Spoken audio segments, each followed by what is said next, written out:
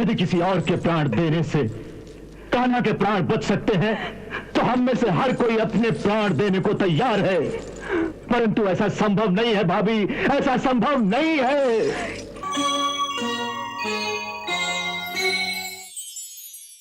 ऐसी विकट परिस्थिति में बुद्धिमानी यही कहती है कि यदि सब धन जाता देखिए तो आधा दीजिए लुटाए।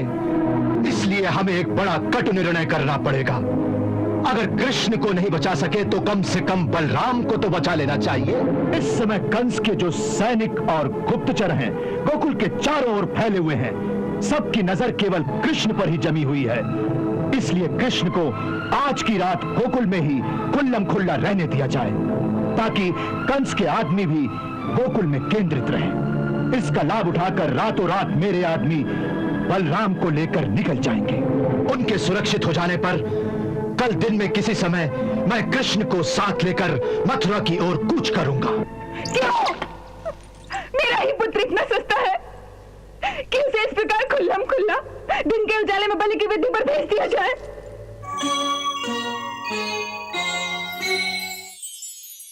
मेरा ही पुत्र इतना सस्ता है कि उसे इस प्रकार खुल्लम खुल्ला दिन के उजाले में बलि की वेदी पर भेज दिया जाए? उसके लिए आपने रात में भागने का कोई तरीका नहीं सोचा? कोई बात नहीं, मैं स्वयं भेष बदलकर रातों रात उसे नदी के रास्ते से निकाल कर कहीं ले जाऊंगी। भाभी, भाभी भगवान के लिए समझने की कोशिश कीजिए। मुझे कुछ नहीं समझना, कुछ नहीं। मुझ में इतनी शक्ति है कि मैं अपने कान्हा को अपनी पीठ पर उठाकर यमुना के पार ले जाऊं।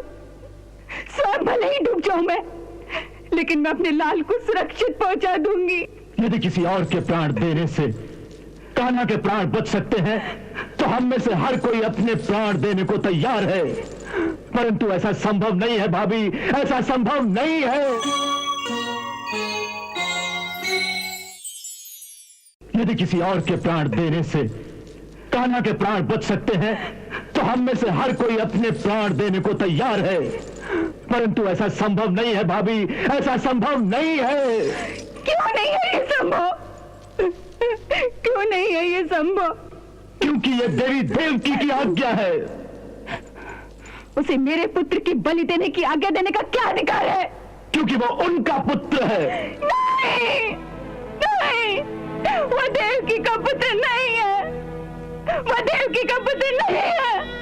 वो मेरा पुत्र है, मेरा। उसने उसे जन्म दिया होगा, लेकिन मैंने उसे पाला है, और जन्म देने वाले से पालने वाले का अधिकार बड़ा होता है।